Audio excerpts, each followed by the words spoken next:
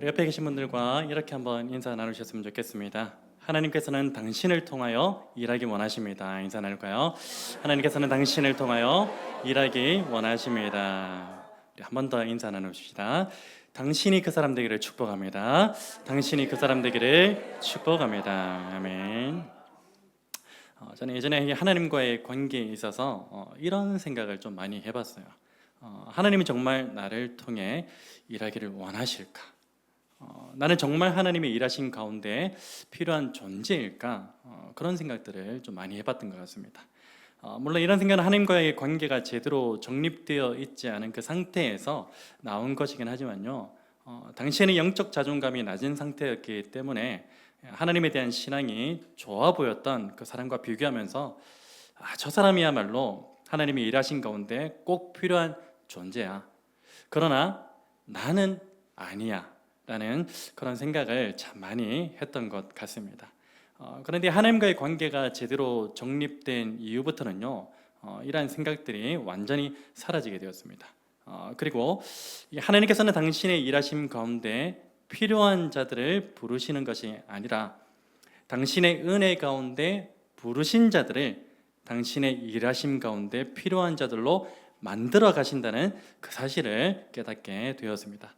여러분, 이 자리에 있는 저와 여러분 모두는요, 하나님의 그 은혜 가운데 부르심을 받은 존재들이고요, 무엇보다 하나님께서는 지금도 저와 여러분 모두를 당신의 일하심 가운데 꼭 필요한 자들로 만들어가고 계시다는 사실을 잊지 않으셨으면 좋겠습니다.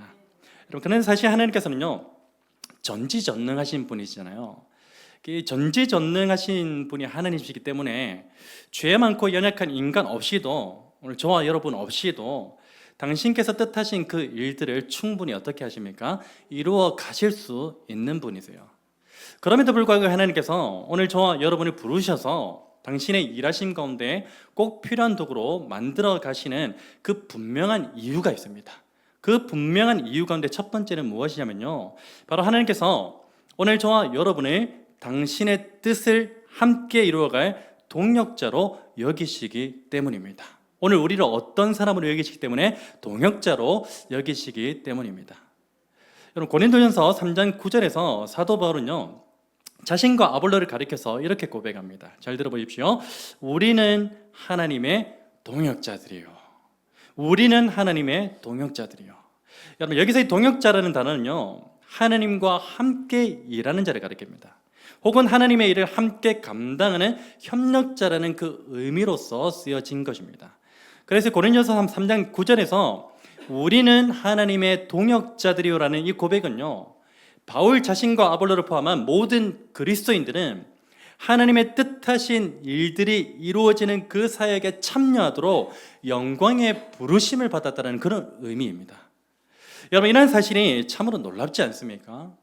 죄 많고 연약한 우리가 이 삼위 하나님의 영광이 나타나는 그 사역에 동참할 수 있다는 그 사실 자체가 너무나 놀라운 사실인 것 같습니다.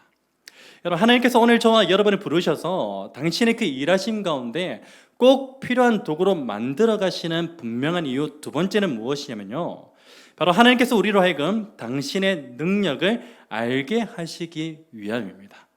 첫 번째는 우리를 동역자로 여기시기 때문에 우리를 당신의 필요한 도구로 만들어 가시는 것이고요, 두 번째는 우리로 하여금 하나님의 능력이 무엇인지 그것을 알게 하시기 위함인 것입니다. 고린도후서 4장 7절 말씀인데요, 제가 읽어드리겠습니다. 우리가 이 보배를 질그릇에 가졌으니 이는 심히 큰 능력은 하나님께 있고 우리에게 있지 아니함을 알게 하려 함이라. 아멘. 여기서 질그릇이라는 것은 어떤 그릇입니까? 깨지기 쉽고 연약한 그릇입니다. 그래서 이 말씀은요, 오늘 저와 여러분은 심히 연약한 그런 존재이지만 그 연약한 질그릇과 같은 그 존재 가운데 살아계신 하나님이 담겨져 있으면 그 사람 가운데, 그 가운데 무엇이 나타난다는 의미입니까? 큰 능력이 나타난다는 의미입니다. 나라는 존재 자체는 너무나 연약한 존재이지만 크신 능력을 가지신 그 하나님이 내 그릇에 연약한 질그릇 가운데 담겨져 있기만 하면 그 가운데 큰 능력이 나타난다는 것이죠. 여러분, 바울은 고린도후서 12장 10절 말씀을 통해서 이렇게 고백하죠. 이는 내가 약할 그때에 곧 강함이니라. 여러분, 무슨 말입니까? 바로 자신이 예수 그리스도의 복음을 위하여서 육체의 고난과 약함을 당하면 당할수록 무엇이 나타나는 것이죠? 하나님의 크신 능력이 나타난다는 그런 의미입니다. 동일한 맥락으로 하나님께서 오늘 저와 여러분 같이 연약한 존재들을 당신의 일하신 가운데 꼭 필요한 도구로 만들어 가시는 그 이유는요, 바로 우리로서는 할 수 없는 일들을 친히 하나님께서 행하심으로써 우리로 하여금 당신 안에 있는 그 큰 능력이 있음을 알게 하시기 위함인 줄로 믿습니다. 여러분, 하나님께서 오늘 저와 여러분을 부르셔서 당신의 일하신 가운데 꼭 필요한 도구로 만들어 가시는 분명한 이유, 세 번째는 무엇이냐? 바로 오늘 저와 여러분을 하여금 무엇으로 삼기 위해서? 하나님 나라의 증인으로 삼으시기 위함입니다. 사도행전 1장 8절 말씀 너무나 잘 아는 말씀이죠. 오직 성령이 너에게 임하시면 너희가 권능을 받고 예루살렘과 온 유대와 사마리아와 땅끝까지 이르러 내 무엇이 되리라? 증인이 되리라. 여러분, 오늘 우리는 일상 가운데 그 어떠한 일을 한다 할지라도 무엇 없이는, 하나님의 능력 없이는 아무것도 해낼 수 없는 그런 연약한 존재들이죠. 그리고 영혼을 살리는 일에 있어서는 더더욱 그러한 것이죠. 그래서 하나님께서는요, 당신의 부르신 자들에게 무엇을 주십니까? 능력을 주십니다. 그리고 그들로 하여금 그 능력을 힘입어 하나님 나라의 증인으로서 살게 하시는 것입니다. 오늘 저와 여러분 역시도 마찬가지입니다. 하나님께서는 창세전에 우리를 택하여 부르셨고요, 또한 우리에게 하나님의 자녀가 되는 그 권세를 주심으로써 이 하나님 나라의 증인으로서 살게 하셨습니다. 그래서 저와 여러분 모두는요, 이 매일의 삶 가운데서 하나님의 뜻하신 일이 무엇인지, 그리고 그 일을 위하여 오늘 저와 여러분이 해야 할 일은 무엇인지에 대해서 날마다 고민해야 하는 것이죠. 무엇보다 오늘 저와 여러분 모두는요, 이 하나님의 뜻하신 일을 위해서라면 이러한 고백이 있어야 됩니다. 주님, 내가 여기 있나이다. 나를 보내소서. 그 이사야 선지자의 동일한 고백을 가지고서 오늘 저와 여러분은 이 하루하루를 살아내야 하는 것입니다. 여러분, 오늘 저와 여러분 모두가 하나님의 그 이유 있는 부르심 가운데 이 하나님의 나라를 위하여 꼭 필요한 도구로 쓰임받게 되는 은혜가 있기를 주님의 이름으로 축복합니다. 또한 하나님의 뜻하신 그 도구로 쓰임받기 위해서 하나님 아버지와 동일한 마음을 품게 되는 은혜가 있기를 진심으로 바랍니다. 여러분, 우리에게 아무리 큰 능력과 재능과 재원이 있다 할지라도 하나님께서 이 세상을 향한 그 마음과 동일한 마음을 품지 않는다면요, 우리가 가지고 있는 그 능력과 재능과 재원은 헛된 것이 되고 말 것입니다. 예를 들어 하나님께서는요, 우리로 하여금 당신의 그 뜻을 이루시기 위하여서 우리에게 여러 가지 능력과 재능과 재원을 허락해 주셨습니다. 그런데 만약 우리가 이 하나님의 마음과 뜻을 헤아리지 못한 채 그냥 우리에게 주어진 그 능력과 재능과 재원을 자기 자신의 유익과 뜻을 위하여서 사용한다면 그것이야말로 헛된 일이 되고 만다는 것입니다. 여러분, 그래서 오늘 우리가 정말로 이 하나님의 나라를 위하여 꼭 필요한 도구로 쓰임 받고자 한다면요, 먼저는 이 하나님 아버지의 마음을 품는 것이 우선되어야 하는 것입니다. 우리는 순서가 바뀔 때가 너무나 많습니다. 하나님, 내가 주님의 그 나라의 일을 하기 위해서 이 재능을 좀 주십시오. 이 능력을 좀 주십시오.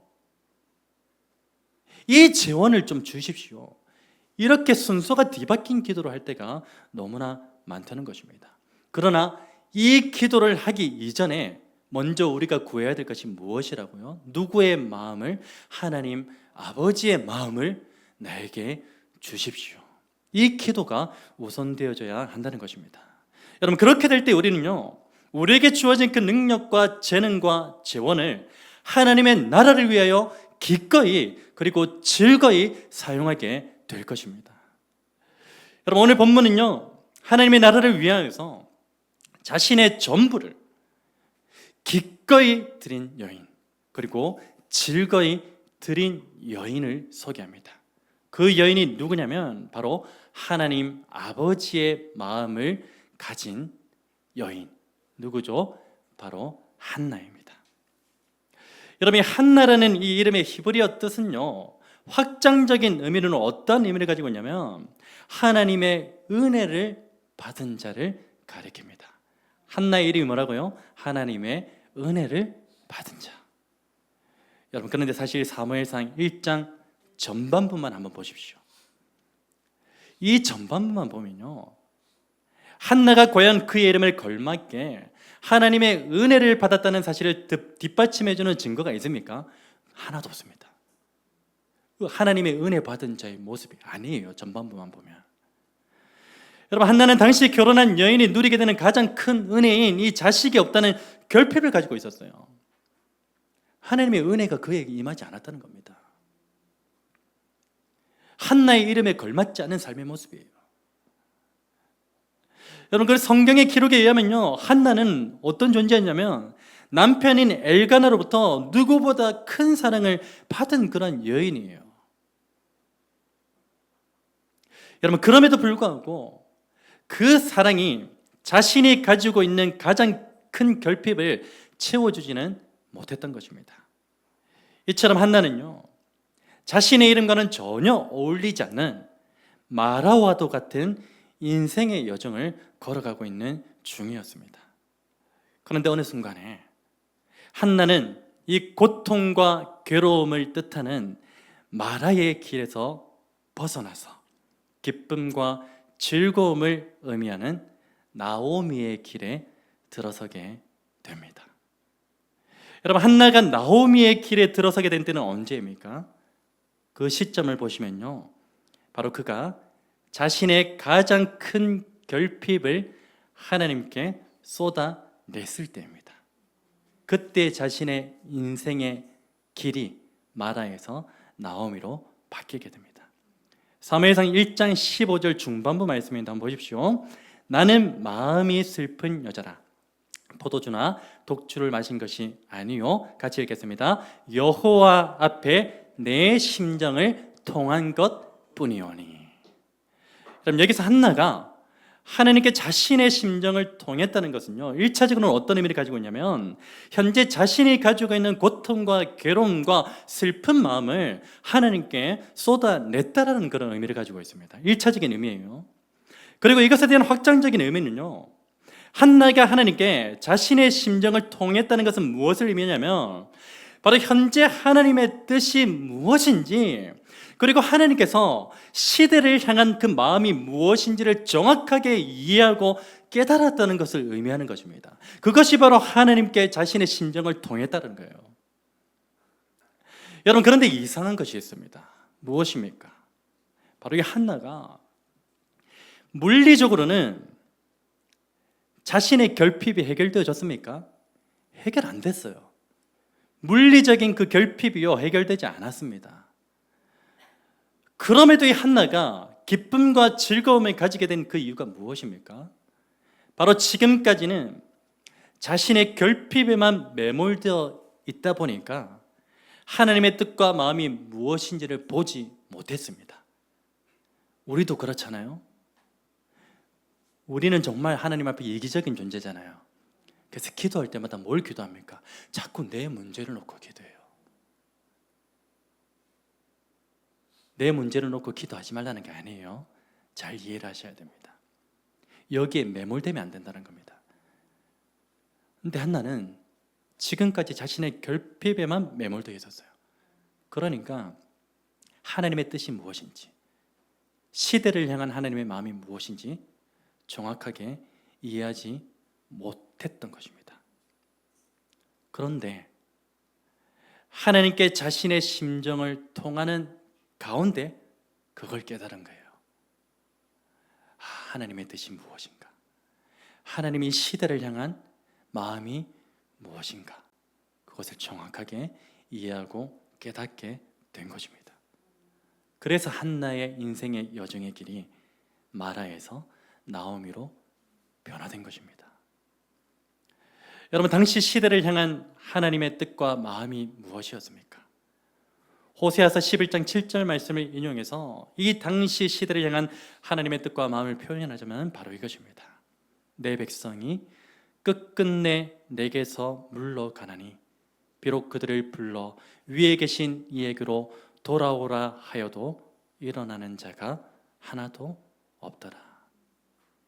이게 시대를 바라보시는 하나님의 마음이에요.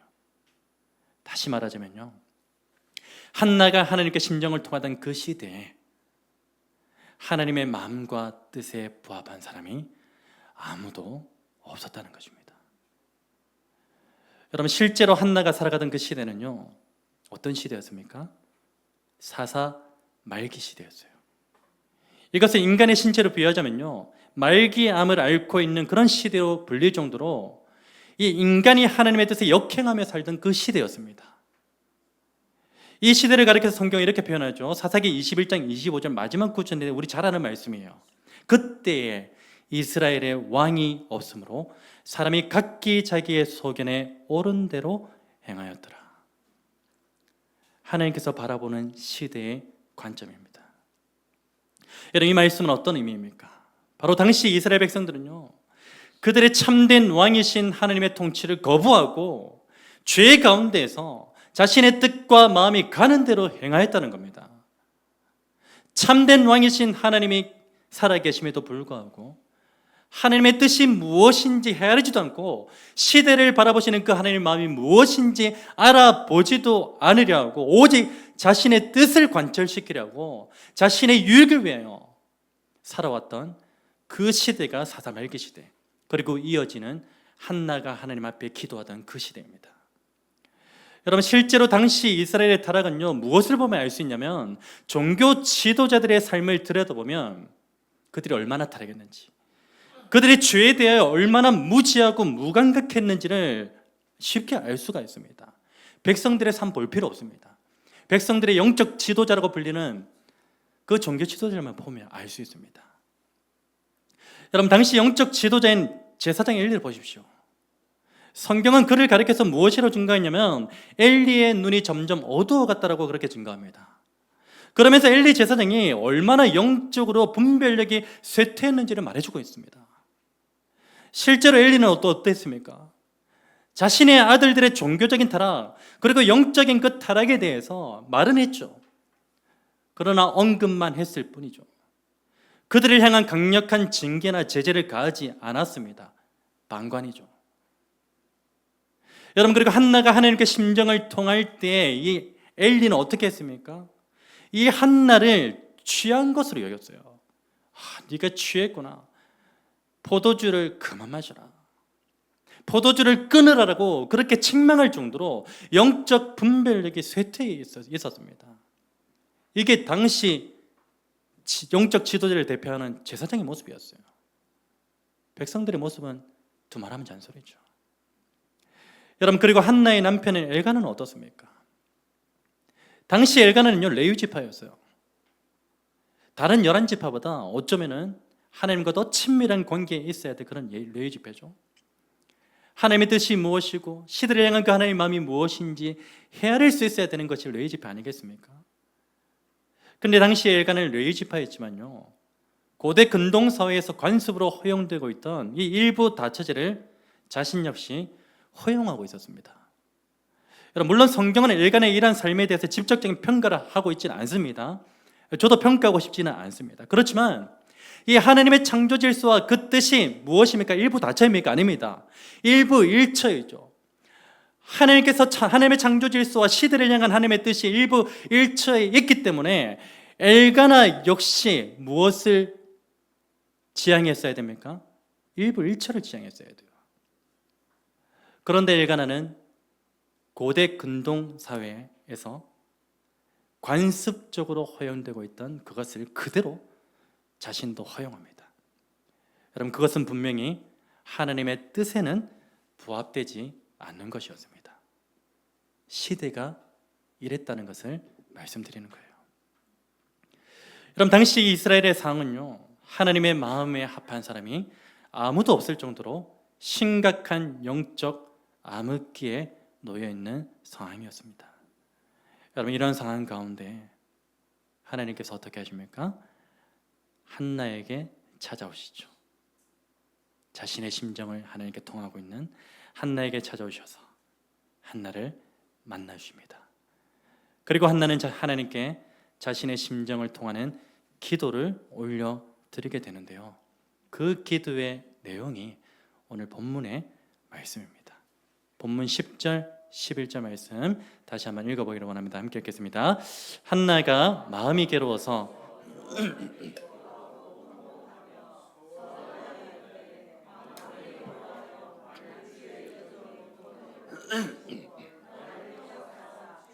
여종을 잊지 아니하시고 주의 여종에게 아들을 주시면 내가 그의 평생에 그를 여호와께 드리고 삭도를 그의 머리에 대지 아니하겠나이다. 아멘. 여러분, 혹시 여러분의 이 기도의 내용을 보면서 어떤 느낌이 듭니까? 일반적으로 이런 느낌이 들지 않습니까? 꼭 조건부에 해당하는 그런 기도의 모습, 내용 같지 않습니까? 그렇게 보여지잖아요. 그렇게 들려지기도 하고. 여러분, 한글로 번역된 성경을 보면요, 10절과 11절은요 시간차나 감정의 변화 없이 자연스럽게 그렇게 연결된 내용으로 보여지는 게 당연합니다. 근데 한나가 이 기도만 했겠어요? 아니겠죠. 단지 두 구절의 기도만 하나님께 했겠습니까? 그 사이에 무언가 분명히 있었다는 겁니다. 여러분, 10절과 11절 사이에는요, 성경에서는 기록하고 있지는 않지만 분명히 한나에게서 이 심경의 변화가 일어났음을 알 수 있게 되는 내용입니다. 10절과 11절의 히브리 원문을 지각하면 이런데요, 잘 한번 들어보십시오. 그녀는 마음이 괴로웠고 여호와께 기도하며 울고 또 울었다. 11절입니다. 앞부분만 들려드릴게요. 그리고 그녀는 서원하였다. 이런 분명한 시간적인 개입이 있습니다. 이걸 연결해서 보면은 마치 한나가 하나님 앞에 조건부로 올려드리는 기도를 드린 것 같지만 이 안에 한나가 어떤 심경의 변화, 하나님께 나의 심정을 통하면서 심경의 변화가 일어났다는 사실을 우리가 주목할 필요가 있는 것입니다. 혹시 10절과 11절 사이에 한나에게서 어떤 심경의 변화가 일어난 것인지 조금 느낌이 오시는지 모르겠습니다. 여러분, 한나에게 어떤 심경의 변화가 일어난 것입니까? 바로 10절과 11절 사이에서 이 한나는요, 하나님께 자신의 심정을 통하는 가운데 시대를 향한 하나님의 뜻과 마음을 정확하게 이해하고 깨닫게 된 것입니다. 여러분, 만약 한나가 하나님의 마음을 이해하고 깨닫지 못했다면요, 10절과 11절의 기도는 이렇게 해석되어 줄 수밖에 없어요. 하나님, 나의 결핍으로 인하여 내가 너무 괴롭고 고통스럽습니다. 하나님께서 만약에 나에게 아들을 주셔서 나의 결핍의 문제를 해결해 주신다면 이 아들을 하나님께 바치겠습니다. 드리겠습니다. 여러분, 뭔가 부자연스럽지 않으세요? 기껏 아들을 얻었는데 뜬금없이 그 아들의 평생을 하나님께 드린다? 어쩌면 문맥상으로도 부자연스럽게 느껴지는 것은요, 부인할 수 없는 사실일 것입니다. 그런데 10절과 11절 사이에서 한나가 하나님의 뜻과 마음을 완전히 이해하고 깨달은 이후에 이 11절의 고백을 하게 된 것으로 본다면요, 이 기도의 내용은 완전히 달라집니다. 해석이 완전히 달라져요. 어떻게 해석이 되어집니까? 하나님, 저는 자식이 없다는 결핍으로 인해서 마음이 심히 괴로웠고 그 괴로움을 하나님께 통곡하며 아뢰었습니다.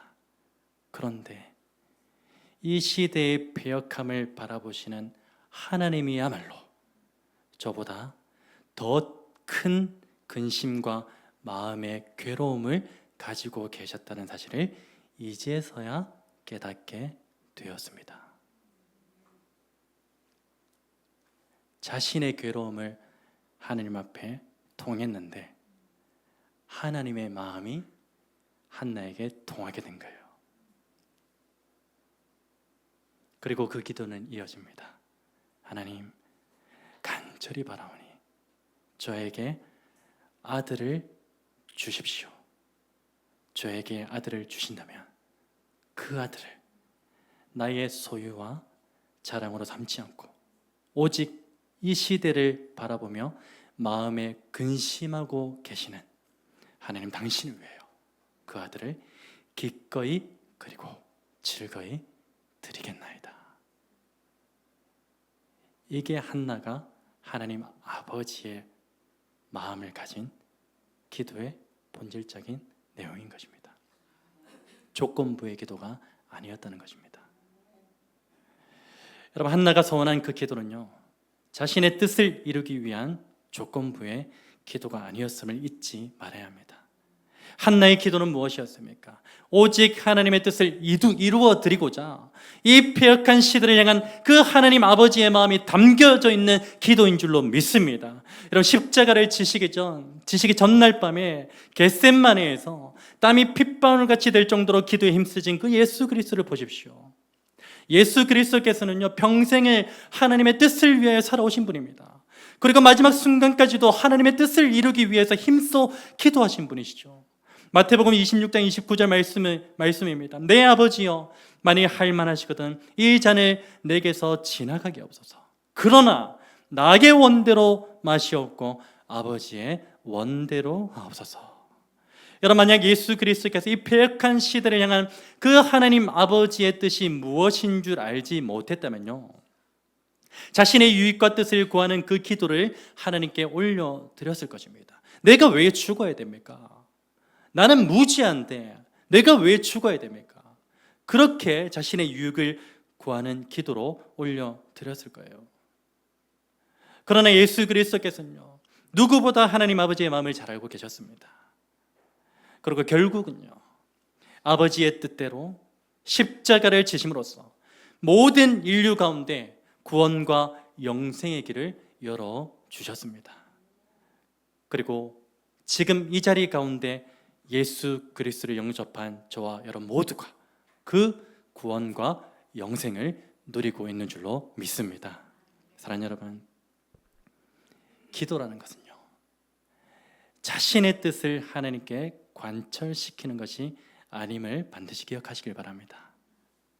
자신의 뜻을 하나님께 관철시키는 것이 기도가 아니라요, 처음에는 자신의 뜻을 하나님께 관철시킬 수도 있어요. 그러다가 무엇을 깨닫게 되는 게 기도입니까? 이 패역한 시대를 향한 아버지의 마음을, 이 연약한 우리 교회를 향한 아버지의 마음을, 지금도 복음화되지 못하고 있는 연약한 우리 가정교회를 향한 아버지의 마음을, 기도해도 변하지 않는 이 자녀를 바라보시는 하나님 아버지의 마음, 그 하나님의 뜻이 나를 통하여 이루어지도록 구하는 것이 참된 기도인 줄로 믿으시기를 축원합니다. 내 뜻을 관철시키는 게 아니라 아버지의 마음은 무엇입니까? 이 패역한 시대를 바라보시는 그 아버지의 뜻은 무엇입니까?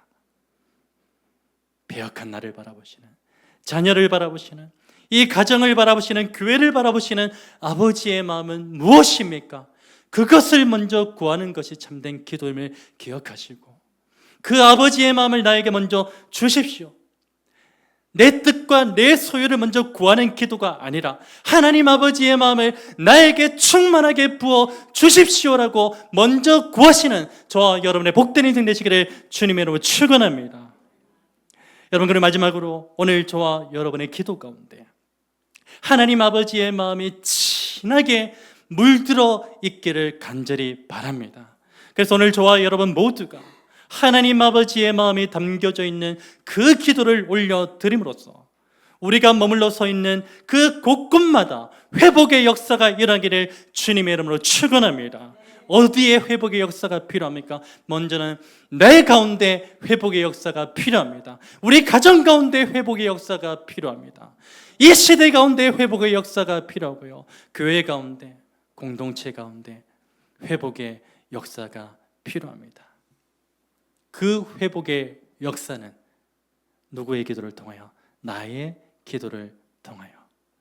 어떤 마음을 가진 기도를 통하여? 하나님 아버지의 마음을 가진 그 기도를 통하여 반드시 이루어 주실 줄로 믿습니다. 그 기대와 소망을 가지시고 하나님의 뜻을 이루어 가시는 저와 여러분의 복된 인생 되시기를 주님으로 축원합니다.